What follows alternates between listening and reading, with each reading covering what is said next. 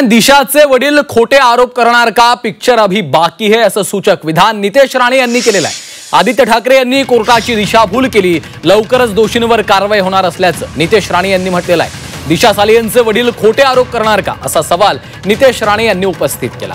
दिशाचे वडील मुद्दाम कुणाचं नाव घेणार नाहीत, पिक्चर अभी बाकी है असं नितेश राणे यांनी म्हटलेलं आहे।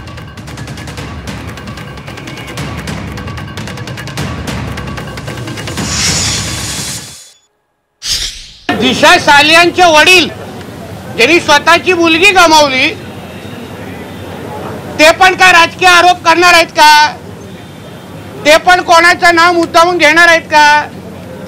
ते स्वतःच्या त्यांनी जे ॲफिडेव्हिट जे त्यांनी कोर्टामध्ये केलं त्याच्यामध्ये त्यांनी आदित्य ठाकरे, डिनो मोरिया सगळ्यांची नावं दिशा सालियनच्या वडिलांनी घेतलेली आहे, एक लक्षात घ्या।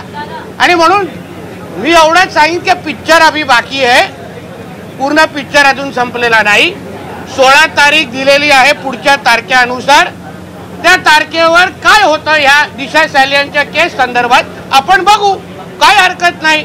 राज्य सरकार आणि आत्ताचे पोलीस आत्ताच्या त्यांना शेवटी काय जे नजरेसमोर दिसलं असेल तर त्यांनी योग्य पद्धतीने अहवाल दिला।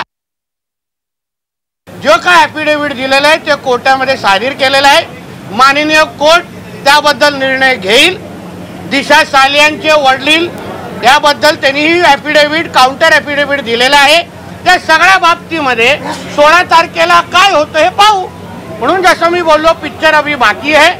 दुसरं पण एक विषय समजून घ्या की कोर्टामध्ये आदित्य ठाकरेंनी दिलेले प्रतिज्ञापत्र जे आहे त्याच्यामध्ये त्यांनी मी आमदार आहे म्हणजे तो स्वतः आमदार आहेत हे त्यांनी लपवलेलं आहे। मी समाजसेवक आणि उद्योजक आहे असं त्यांनी कोर्टाला खोटी माहिती दिलेली आहे, त्याच्या विरोधात पण एक याचिका झालेली आहे। म्हणजे कोर्टाला खोटं बोलणारे तुमच्या इथे येऊन किती खरं बोलत असतील हे आता येणाऱ्या दिवसामध्ये कळेल ना।